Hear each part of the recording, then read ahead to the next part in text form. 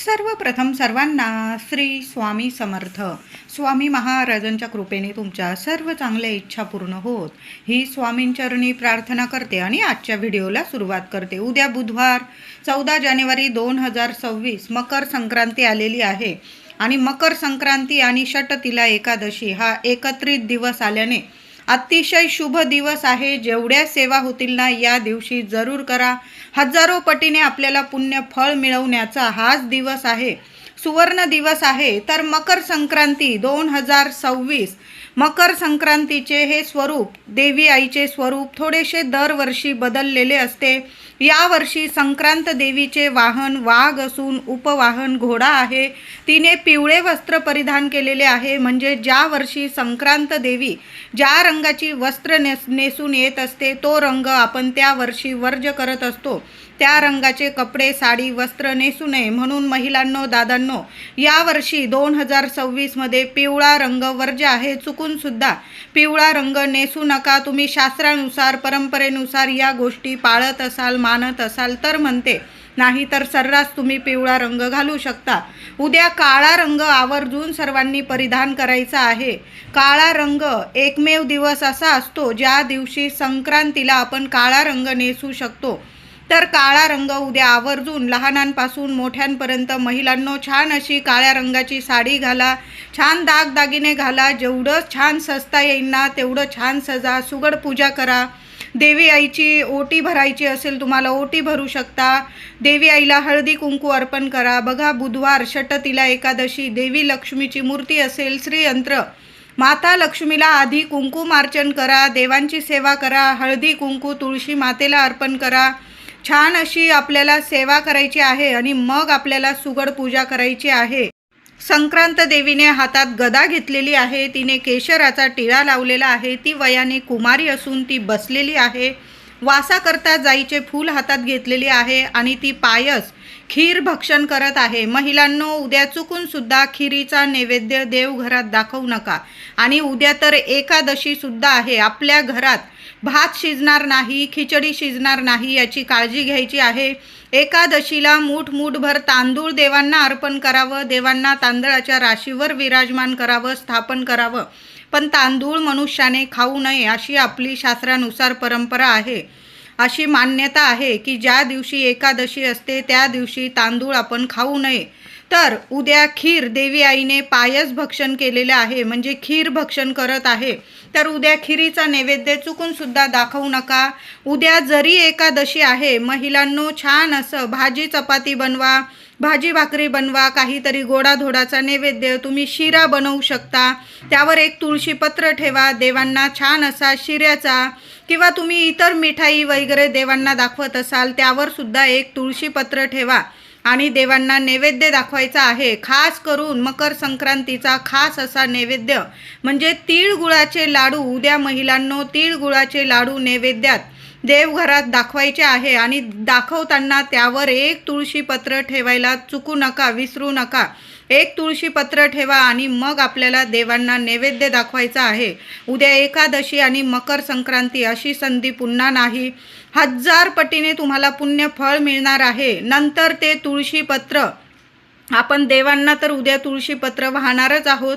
प्रत्येकाने उद्या मकर संक्रांतीला लहानांपासून मोठ्यांपर्यंत भगवान श्री हरी विष्णूंचं, माता लक्ष्मीचं नामस्मरण करा आणि सकाळ संध्याकाळ जेव्हा वेळ मिळेल तेव्हा तुम्ही देवांच्या चरणाजवळील आपण उद्या देवांना इतकी तुळस व्हा, जेवढी असेल तुमच्याकडं तेवढी तुळस अर्पण करायची आहे. नाही जास्त, किमान एक तर पान असेल, स्वच्छ धुवून घ्या, चांगलं असेल पान हातात घ्यायचं आहे, उजव्या हातात, आणि ओम नमो भगवते वासुदेवाय नमः, ओम नमो भगवते वासुदेवाय नमः किमान 21 वेळा किंवा 108 वेळा एक माळ जप करा. ते तुळशीचं पान भगवान श्री हरी विष्णूंच्या, बाळकृष्णाच्या मूर्तीवर अर्पण करायचं आहे. नंतर जास्तीत जास्त पानं अर्पण करायचा प्रयत्न करा. संध्याकाळी तिळगुळ वाटण्याआधी त्यातील एक पान आपण प्रत्येकाने खायचं आहे, चावून चावून खायचं आहे. लहान मुलांना सुद्धा खायला द्या. ज्या काही इडापिडा असतील, संकट असतील, भोग असतील, अडीअडचणी असतील, साक्षात भगवान श्री हरी विष्णू, माता लक्ष्मी येतील आणि तुम्हाला दर्शन देतील आणि त्या अडचणीतून तुम्हाला मुक्त करतील. तुम्हाला आनंद म्हणजे आनंद, सुख, समृद्धी, ऐश्वर्य मिळवून देतील असा उद्याचा दिवस आहे. सर्वांनी एक एक तुळशीचं पान जरूर खायचं आहे. उद्या मकर संक्रांतीचा पुण्यकाळ हा दुपारी 3:07 ते संध्याकाळी 6:20 हा मकर संक्रांतीचा पुण्यकाळ असतो. खूप महत्त्वाचा असतो. तुम्ही या वेळात, या काळात एखादं पारायण करा महिलांनो, जप करा, दान करा. आता उद्या एकादशी आलेली आहे, मग खिचडीचं दान करू नका. तुम्ही वेगवेगळे पदार्थ दान करू शकता. त्यात तुम्ही तीळ, गूळ किंवा शिरा किंवा वेगवेगळे पदार्थ तुम्ही बाहेरून विकत घ्या किंवा तुम्ही स्वतः घरात बनवलेले असतील, पुरणपोळी बनवलेली असेल तर एखाद्या गरीब व्यक्तीला किंवा एखाद्या ब्राह्मणाला पुरणाचं दान करू शकता. पुरणाचं दान मकर संक्रांतीला अतिशय 1000 पटीने आपल्याला पुण्यफळ मिळवून देत असतं. खिचडी तर आपण दर संक्रांतीला दान करत असतो, त्याने सुद्धा आपल्याला पुण्यफळ मिळतं. पण जेव्हा एकादशी येते मकर संक्रांतीवर तेव्हा खिचडी दान करू नये असं शास्त्र सांगतं. म्हणून उद्या खिचडी दान करू नका. घरात भात शिजणार नाही, तांदूळ शिजणार नाही, याची सर्वांनी काळजी घ्यायची आहे. बाळकृष्णाची मूर्ती असेल, देवी देवतांची मूर्ती असेल, मूठभर तांदळाची रास करा महिलांनो आणि छान असं तांदळाच्या राशीवर देवांना छान उद्या लवकर उठायचं आहे आणि आंघोळीच्या पाण्यात चिमूटभर तीळ टाका. सर्वांनी तीळ टाका. पांढरी तीळ टाकायची आहे, काळी टाकू नका.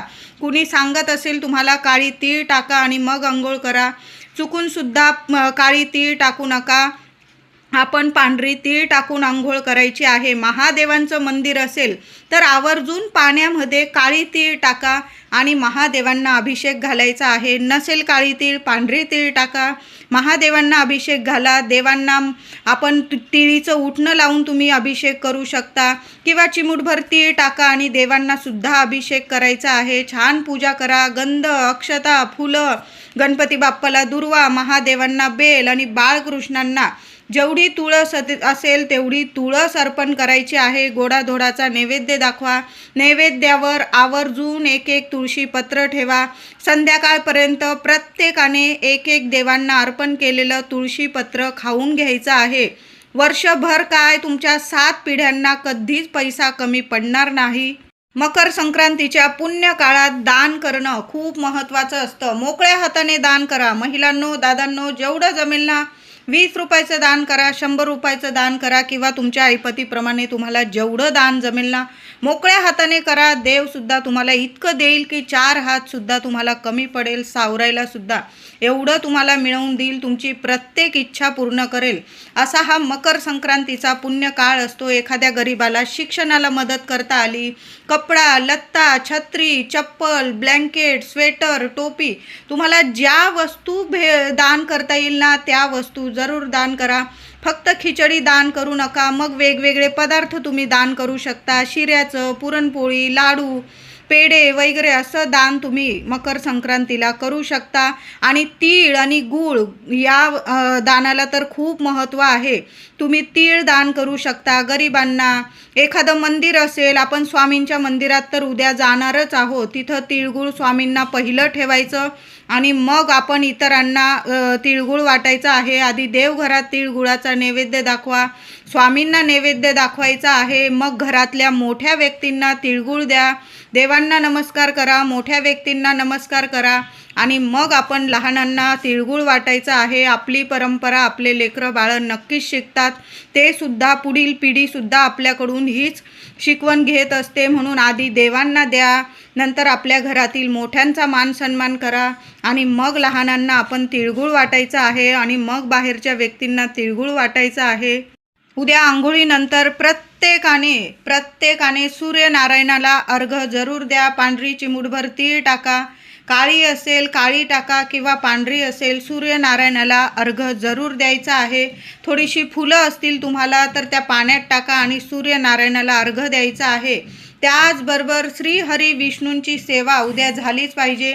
विष्णू सहस्त्रनामावली एक वेळा का होईना आपल्या घरात यूट्यूबवर ऐका किंवा तुम्ही स्वतः पठण करत असाल तर अतिशय उत्तम. एक वेळा व्यंकटेश स्तोत्र पठण करायचं आहे. आणि महिलांनो, आपल्या माता लक्ष्मीची तुम्ही सेवा कराल ना, तर 8 वेळा 16 वेळा महालक्ष्मी अष्टकाचा पाठ जर तुम्हाला करता आला, लहान लेकरं आहे नाही ऐकत, किमान 1 वेळा तर उद्या महालक्ष्मी अष्टकाचा पाठ जरूर करा. जेव्हा बघा एकादशी येते आणि आपण लक्ष्मीनारायणांची एकत्रित सेवा करतो ना, दोन्ही देवांची आपल्यावर इतकी कृपा होते की खरंच सांगते, कधीच कशाला कमी पडू देत नाही देवी लक्ष्मी. त्याचबरोबर उद्या एकादशीसुद्धा आहे. तुळशी मातेची सुद्धा सेवा करा. तुळशीला हळदी कुंकू फुलं अक्षता वाहून पूजा करा. तुपाचा दिवा लावायचा आहे. तुळशीजवळ दोन्ही वेळेला तुपाचा दिवा लावा. तुळशीच्या मातीत 1 रुपयाचं नाणं ठेवून द्यायचं आहे. संध्याकाळी आपण ते नाणं काढून घ्यायचं आहे आणि आपल्या तिजोरीत ठेवा किंवा तुमच्या पर्समध्ये ठेवा. वर्षभर ते नीट सांभाळून ठेवा. खर्च करू नका. एखाद्या लाल कपड्यात वगैरे बांधून ठेवलं तरीही चालेल आणि ते खर्च न करता बघा तुमच्या पैशाला पैसा खेचून येईल. तुमच्या घरात किंवा तुमच्या पर्समध्ये पैसा कधी कमी पडणार नाही. म्हणून तुळशी मातेची ही सेवा आवर्जून करा. उद्या मकर संक्रांती. आपल्याला पिवळा रंग वर्ज्य आहे. बाकी आपण काळा रंग नेसू शकतो. लाल रंग, हिरवा, निळा, मोरपिशी, गुलाबी वेगवेगळे रंग आपण परिधान करून आपण मकर संक्रांतीचा सण साजरा करायचा आहे. महिलांनी हातात हिरव्या काचेच्या बांगड्या आवर्जून घाला. साडी कुठल्याही रंगाची घाला, फक्त पिवळा रंग घालू नका. पण हिरव्या रंगाच्या काचेच्या नवीन बांगड्या जरूर भरा. जास्तीत जास्त भरण्याचा प्रयत्न करा. नाही जमत तुम्हाला, लहान लेकरं आहे, भीती वाटते तुटायची, किमान 2-2 का होईना काचेच्या बांगड्या जरूर घाला. आणि एका हातात 1 जास्तीची बांगडी घालायची आहे. कासारदादांकडं मावशींकडं तुम्ही बांगड्या भरायला जाल. डझनभर बांगड्या घेतल्या, त्यात 1 जास्तीची आपण आठवणीने मागून घ्यायची आहे. ते तर देतात, पण आपण सुद्धा काळजीपूर्वक 1 जास्ती मागून घ्यायची आहे. यामुळे आपल्या सुख सौभाग्यात भर पडत राहते. म्हणून 1 भरीची बांगडी आपल्या हातात जरूर घालायची आहे. 1 जास्तीची बांगडी उजव्या हातात जरूर भरा महिलांनो. उद्या संक्रांतीचा सण सुख सौभाग्याचा सण आहे. महिलांनो, आंघोळीनंतर आपण उंबरठा पूजन, घरदार स्वच्छ करून उंबरठा पूजन करतच आहोत. तर उद्या छान असं उंबरठ्याला हळदी कुंकू फुलं वाहून पूजा करायची आहे. असं नाही की पिवळा रंग वर्ज्य आहे म्हणून आपण उंबरठ्याला हळदीचं लेपन करायचं नाही. करा, हळदीचं लेपन करा, उंबरठ्याची पूजा करा. उंबरठ्याबाहेर अंगणात रांगोळी काढा. रांगोळीची सुद्धा पूजा करायची आहे. आणि उंबरठ्यावर सकाळी नाही जमलं दुपारी जेव्हा वेळ मिळेल तेव्हा एका मातीच्या पंतीत तुम्हाला थोडीशी तीळ ठेवून द्यायची आहे. तुम्ही पांढरी तीळ ठेवली तरीही चालेल. त्यावर तुम्हाला 2 लवंग ठेवायचे आहे. जास्त ठेवायचे असेल ठेवू शकता. त्यावर 2 कापराच्या वड्या ठेवून द्या. दिवसभर राहू द्या. एखाद्या कोपऱ्याला ठेवा. लेकरं बाळ पाय लावणार नाही अशा कोपऱ्याला ठेवायचे आहे, पण उंबरठ्यावरच ठेवा. संध्याकाळी दिवे लागण्याच्या वेळी आरती वगैरे देवांची सेवा करून घ्या. दिवे वगैरे लावून घ्या. उंबरठ्या बाहेर जायचं आहे. उंबरठ्याला हात लावून तुम्हाला माता लक्ष्मीला तुमच्या मनातील इच्छा बोलायची आहे आणि ती मातीची पंती उंबरठ्यावर घ्यायची आहे येण्या जाण्याच्या रस्त्यात. आणि ती कापूर आणि त्या लवंगा ती तीळ जाळून टाकायची आहे. घरात तुम्ही तीळ होम केल्याचं तुम्हाला पुण्यफळ मिळणार आहे. उंबरठ्यावर ही 1 वस्तू आवर्जून सकाळी दुपारी ठेवून द्या आणि संध्याकाळी ही वस्तू जाळून टाकायची आहे. तीळ होम केल्याचं पुण्यफळ मिळेल. घरात जे वास्तुदोष असतील, पितृदोष असतील, जेव्हा तीळ होम करतो ना तर 7 पिढ्यांचा पितृदोषसुद्धा नष्ट होतो. पितृदोषाच्या अडचणीतून सुद्धा आपल्याला मार्ग मिळतात. मुलांना काही अडीअडचणी असतील, घराला उंबरठ्याला कुणाची नजर लागलेली असेल, क्षणात नष्ट होईल. देवांची कृपा होईल. अखंड लक्ष्मी नांदेल. म्हणून ही सेवा उद्या प्रत्येक महिलेने जरूर करा. संध्याकाळी थोडा वेळ झाला, 8-9 वाजले तुम्हाला चालेल, पण असा तीळ होम आपल्या उंबरठ्यावर जरूर करा महिलांनो. 100% तुम्हाला चांगलाच अनुभव येणार आहे. मकर संक्रांतीला बऱ्याच घरांमध्ये सुगड पूजा केली जाते, हळदी कुंकू केलं जातं. तर महिलांनो, पारंपरिकरित्या तुम्ही जसं दरवर्षी सुगड पूजन करत आहात 5 सुगड भरून, तशी छान अशी सुगड पूजा करायची आहे. हळदी कुंकू करायचं आहे. पण तुम्ही जर राहू काळ पाळतात, राहू काळ मानतात, अशुभ काळ मानतात, तर बुधवारी 14 जानेवारी 2026 बुधवार रोजी मकर संक्रांतीच्या दिवशी दुपारी 12 ते 1 हा 1 तासाचा राहू काळ असणार आहे, अशुभ काळ असणार आहे. या वेळात या काळात सुगड पूजा करू नका. बाकी संपूर्ण दिवस हा शुभच आहे. फक्त हा 1 तास जाऊ द्या. या वेळात हळदी कुंकू करू नका.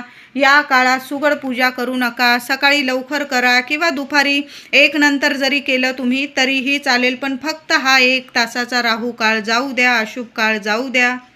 उद्या मकर संक्रांती, षटतिला एकादशी. तुमच्या घराजवळ जर एखादं पिंपळाचं झाड असेल ना, आवर्जून पिंपळाच्या बुंद्याशी थोडंसं पाणी अर्पण करा. नाही स्पर्श केला, फक्त थोडंसं पाणी अर्पण करा. एक दिवा, तिळीच्या तेलाचा दिवा पिंपळाखाली सुद्धा लावायचा आहे. एक गुळाचा खडा ठेवा किंवा तिळगुळ बनवलेलं असेल, एखाद्या कागदावर, एखाद्या पानावर तिळगुळ ठेवा. नमस्कार करा. 21 वेळा भगवान श्री हरी विष्णू माता लक्ष्मीचा मंत्र जपा. तुम्हाला प्रदक्षिणा घालायच्या असेल घालू शकता तुम्ही. 11 घाला, 21 घाला. फक्त हात लावू नका. नाही तर तुम्ही फक्त उभं राहून हात जोडून तुम्ही फक्त श्रीहरी विष्णूंचा, माता लक्ष्मीचा मंत्र जपला तरीही चालेल. पण पिंपळाच्या झाडाखाली उद्या एक दिवा आवर्जून लावा महिलांनो, दादांनो.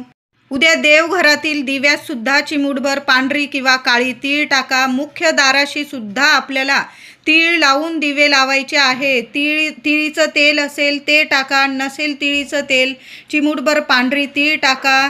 दिव्याखाली आसन द्या. एखादी कापराची वडी टाका. 2 लवंग टाका.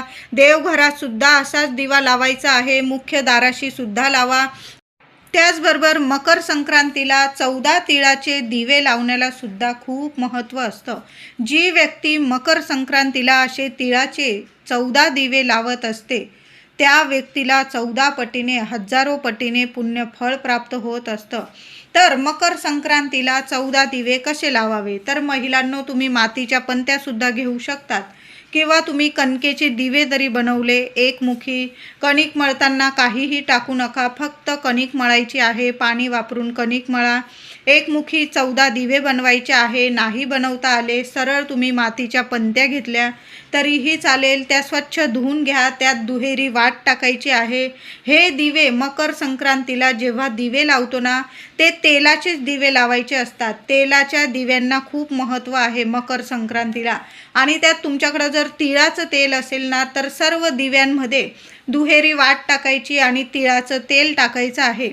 आता समजा तुमच्याकडं तिळाचं तेल नाही, मग जे देवांच्या दिव्यांसाठी तुम्ही तेल वापरता ते तेल त्या दिव्यांमध्ये टाकायचं आहे. आणि चिमूटभर प्रत्येक दिव्यामध्ये तुम्हाला पांढरी तीळ टाकायची आहे. पांढरी नसेल तुम्ही काळी पण टाकू शकता, पण तीळ अवश्य टाकायची आहे. प्रत्येक दिव्याची हळदी कुंकू वाहून पूजा करून घ्या किंवा तुम्ही ताटात दिवे ठेवलेले आहेत, आधी देवांसमोर ते दिवे ठेवायचे आहे ताटात. त्या ताटाची पूजा करून घ्यायची आहे. देवांना तुमच्या मनातील प्रार्थना करून घ्यायची आहे आणि मग ते दिवे तुम्हाला प्रज्वलित करायचे आहे. पहिला दिवा तुम्हाला देवघरात लावायचा आहे.